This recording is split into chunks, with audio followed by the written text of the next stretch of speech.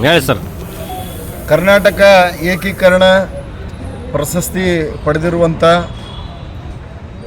ಏನು ಚಡ್ಚಣ ತಾಲೂಕಿನ ಇಂಚಿಗೇರಿ ಮಠ ಏನಿದೆ, ಆ ಮಠದ ಸಂಪ್ರದಾಯವನ್ನು ಕಲಬುರಗಿಯಲ್ಲಿ ಅನೇಕರು ಅಂದರೆ ಜಿ ಬಿ ಮಂಗಳಗಟ್ಟಿಯವರಾಗಿ, ಆಮೇಲೆ ದತ್ತಾತ್ರೇಯ ಹಾಸಿಲ್ಕರು ಮತ್ತು ಅವ್ರ ಮಂತಂದವರು ಬಹಳ ವರ್ಷಗಳಿಂದ ಈ ಒಂದು ಸಂಪ್ರದಾಯವನ್ನು ಈ ಕಲ್ಯಾಣ ಕರ್ನಾಟಕದಲ್ಲಿ ಆಚರಣೆ ಮಾಡ್ತಾ ಬರ್ತಾ ಇದ್ದಾರೆ. ಆ ಒಂದು ಮಠದ ಮುಖ್ಯ ಉದ್ದೇಶ ಏನಿತ್ತು ಅಂತಂದರೆ, ಏನು ಕರ್ನಾಟಕ ಅಖಂಡ ಕರ್ನಾಟಕ ಮಾಡಬೇಕಾಗಿತ್ತು. ಆ ಅಖಂಡ ಕರ್ನಾಟಕ ಸಲುವಾಗಿ ಏನು ಗೋವಾ ಚಳವಳಿ ನಡೀತು. ಆ ಗೋವಾ ಚಳವಳಿಯಲ್ಲಿ ಪ್ರಮುಖ ಪಾತ್ರ ವಹಿಸಿದವರು ಮಾಧವಾನಂದ ಪ್ರಭುಜಿಗಳು.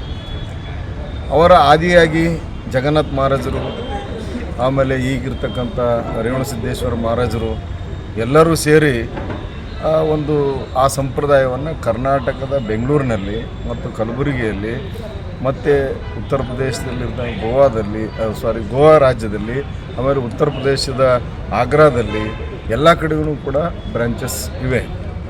ನಮ್ಮ ಕರ್ನಾಟಕದಲ್ಲಿ ನಾವು ಕಲಬುರಗಿಯಲ್ಲಿ 2003ರಲ್ಲಿ ಸಮಾನ ಮನಸ್ಕರು ಮತ್ತು ಸಂಪ್ರದಾಯಸ್ಥರು ಎಲ್ಲರೂ ಸೇರಿ ಇಲ್ಲೂ ಒಂದು ಸಮಿತಿಯನ್ನು ರಚನೆ ಮಾಡಿ ಸರ್ವಧರ್ಮ ಸಮನ್ವಯ ಆಧ್ಯಾತ್ಮ ಕೇಂದ್ರ ಅಂತಕ್ಕಂಥ ಸಂಘವನ್ನು ಸ್ಥಾಪನೆ ಮಾಡಿದ್ದೀವಿ. ಒಂದು 4 ಜನರು ಆ ಜಾಗವನ್ನು ದಾನ ಮಾಡಿಕೊಟ್ಟ ನಂತರ ನಮ್ಮ ಏನು ಕಲಬುರಗಿಯ ಸುಪ್ರಸಿದ್ಧ ಏನು ದಾಸೋಹ ಪೀಠಾಧಿಕಾರಿಗಳಾದಂಥ ಡಾಕ್ಟರ್ ಶರಣಬಸಪ್ಪ ಅಪ್ಪ ಅವರು ಬಂದು ಆ ಒಂದು ಮಠದ ಉದ್ಘಾಟನೆಯನ್ನು ಮಾಡಿದರು. ಚಂದ್ರಶೇಖರ್ ಪಾಟೀಲ್ ಅವರಿದ್ದರು. ಈಗ ಅಲ್ಲಿ ಕಲ್ಯಾಣ ಮಂಟಪ ಆಗಿದೆ. ಜನರಿಗೆ ಊಟದ ವ್ಯವಸ್ಥೆ, ಕಾರ್ಯಕ್ರಮಗಳು, ಆಮೇಲೆ ಹುಣ್ಣಿಮೆ ಕಾರ್ಯಕ್ರಮಗಳು, ಪ್ರತಿಯೊಂದು ವರ್ಷ ಈ ರೀತಿಯಾದಂಥ ಕಾರ್ಯಕ್ರಮಗಳು ನಡೀತೇವೆ. ನಾವು ಇದೇ ಡಿಸೆಂಬರ್ 5 ಮತ್ತು 6ರಂದು ಕಾರ್ಯಕ್ರಮವನ್ನು ಮತ್ತೆ ವಿಜೃಂಭಣೆಯಿಂದ ಆಚರಿಸಲಿಕ್ಕೆ ನಾವು ಹೊರಟಿದ್ದೇವೆ. ಬೆಳಗ್ಗೆ ಉದ್ಘಾಟನಾ ಕಾರ್ಯಕ್ರಮ ಇರ್ತದೆ, ಸಂಜೆ 3 ಗಂಟೆಗೆ ಮೆರವಣಿಗೆ ಇದೆ.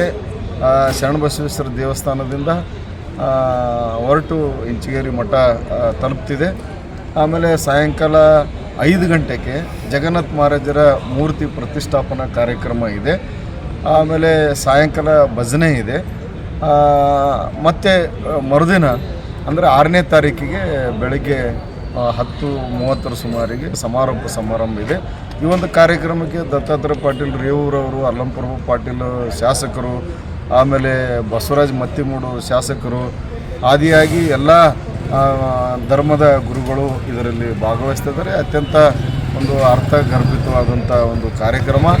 ಇಲ್ಲಿ ಜಾತ್ಯತೀತತೆಗೆ ಹೆಸರು ಆಗಿರ್ತಕ್ಕಂಥದ್ದು. ಆಮೇಲೆ ಇಲ್ಲಿ ಜಾತಿ ಭೇದ ಇಲ್ಲ. ಆಮೇಲೆ ಅಂತರ್ಜಾತಿ ವಿವಾಹಗಳು ನಡೆಸ್ತಕ್ಕಂಥದ್ದು ಒಂದು ಮೂಲ ಪರಂಪರೆ ಆಗಿರೋದರಿಂದ ಆ ಒಂದು ಸಂಪ್ರದಾಯವನ್ನು ನಾವು ಕೂಡ ಕಲಬುರಗಿಯಲ್ಲಿ ಮುಂದುವರ್ಸ್ಕೊಂಡು ಬರ್ತಾಯಿದ್ದೀವಿ. ಅದಕ್ಕಾಗಿ ತಮ್ಮ ಮುಖಾಂತರ ನಾವು ಕೇಳಿಕೊಳ್ಳೋದಿಷ್ಟೇ, ಈ ಒಂದು ಕಾರ್ಯಕ್ರಮಕ್ಕೆ 100 ಸಂಖ್ಯೆಯಲ್ಲಿ ಬಂದು ಭಾಗವಹಿಸಿ ಯಶಸ್ವಿ ಮಾಡಿಕೊಡ್ಬೇಕಂತೇಳಿ ತಮ್ಮ ಮುಖಾಂತರ ನಾವು ವಿನಂತಿಸ್ಕೊಳ್ತಾ ಇದ್ದೇವೆ. ಕಾರ್ಯಕ್ರಮ ಯಾವಾಗಲೂ ನಡೀತಾ ಇರ್ತವೆ. ಸಾಮೂಹಿಕ ವಿವಾಹಗಳು ನಡೀತವೆ. ಈ ಕಾರ್ಯಕ್ರಮದಲ್ಲಿಲ್ಲ. ಹಾಗೇನಾದರೂ ಗೊತ್ತಾದವರು ಬಂದರೆ ಈ ಒಂದು ಕಾರ್ಯಕ್ರಮದಲ್ಲಿ ನಾವು ಅಂತರ್ಜಾತಿ ವಿವಾಹಗಳನ್ನು ಮಾಡ್ತೀವಿ. ಈಗಾಗಲೇ ಜಯದ್ರ ಶೃಂಗೇರಿ ಅವರ ಅಣ್ಣನ ಮಗಂದು ಮದುವೆನೂ ಮಾಡಿದ್ದೀವಿ. ನಾವು ಅಲ್ಲಿ ಅಂತರ್ಜಾತಿ ವಿವಾಹ ಮಾಡಿದ್ವಿ. ಮತ್ತು ಬೇರೆ ಬೇರೆಯವರು ಬಂದರೂ ಕೂಡ ಅಂತರ್ಧರ್ಮೀಯ ವಿವಾಹಗಳನ್ನು ಮಾಡಿದ್ದೀವಿ. ಸ್ವತಃ ನಮ್ಮ ಮಠದ ಗುರುಗಳು ಮುಸ್ಲಿಂ ಅವ್ರಿಗೆ ಕೊಟ್ಟು ಮದುವೆ ಮಾಡಿದ್ದು ಉದಾಹರಣೆ ಇದೆ. ಆಮೇಲೆ ಅದು ಲಿಂಗಾಯತ ಮಠನೇ ಇದೆ. ಬಸವಣ್ಣನವರ ಆದಿಯಾಗಿ ರಾಮದಾಸ್ ಗುರುಗಳು ಮಹಾರಾಷ್ಟ್ರದ ಏನು ಸಂತರೇನಿದ್ದಾರೆ, ಆ ಸಂತರ ಒಂದು ಸಂಪ್ರದಾಯದಂತೆ ಈ ಕಾರ್ಯಕ್ರಮ ನಡೀತದೆ.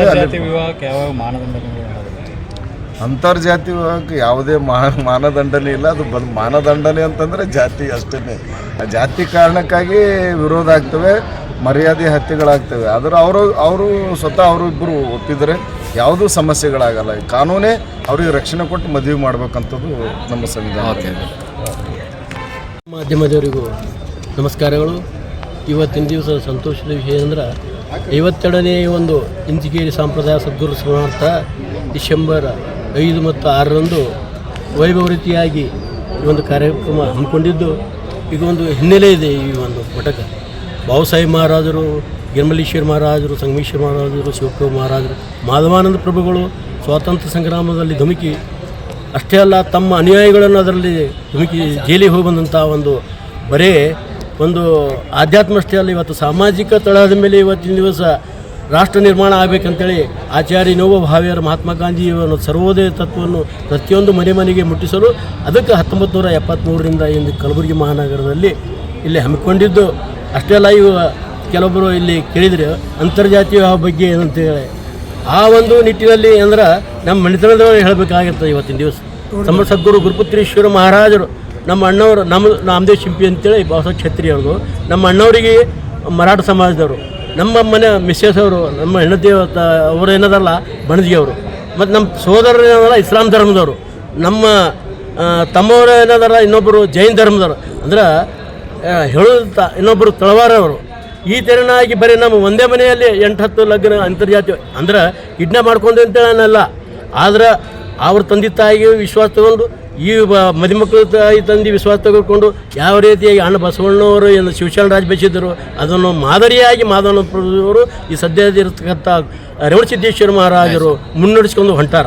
ಅದಲ್ಲದೆ ಯಾವ ರೀತಿಯಾಗಿ ಜಗನ್ನಾಥ ಮಹಾರಾಜರು ಪ್ರತಿಯೊಂದು ಓಣಿಗೆ ಇವತ್ತು ಸ್ಲಂಬೋಳು ಇರಲಿ ಅಥವಾ ಬಲ್ಲಿನವರು ಇರಲಿ ಅಲ್ಲಿ ಹೋಗಿ ಅವರು ಯಾವಾಗಲೂ ಖಾದಿ ವಸ್ತ್ರ ಜಗನ್ನಾಥ ಮಹಾರಾಜರು ಖಾದಿ ಉಡುಪು ಸಾದಾ ಕೌದಿ ಮೇಲೆ ಕುಂಡ್ರವರು ಎಲ್ಲರೂ ನೋಡಿ ಸಮರ್ಪಕವಾಗಿ ಅವ್ರು ಏನು ಸ್ವೀಕಾರ ಮಾಡ್ತಾರೆ ಸರ್ವರಿಗೆ ಸಮಬಾಳು ಸರ್ವರಿಗೆ ಸಮಪಾಲು ಅನ್ನುವಂಥದ್ದನ್ನು ಸದುದಿಸಿಟ್ಕೊಂಡು ಅವರ 2004ರಲ್ಲಿ ಆಶ್ರಮವನ್ನು ನಿರ್ಮಾಣ ಮಾಡಿದ್ರು ಜ್ಞಾನಗೋಸ್ರಮ.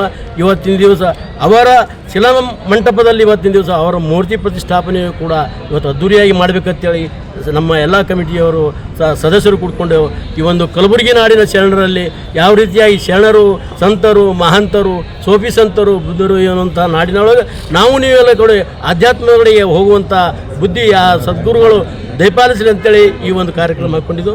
ಎಲ್ಲರಿಗೂ ನಮಸ್ಕಾರ.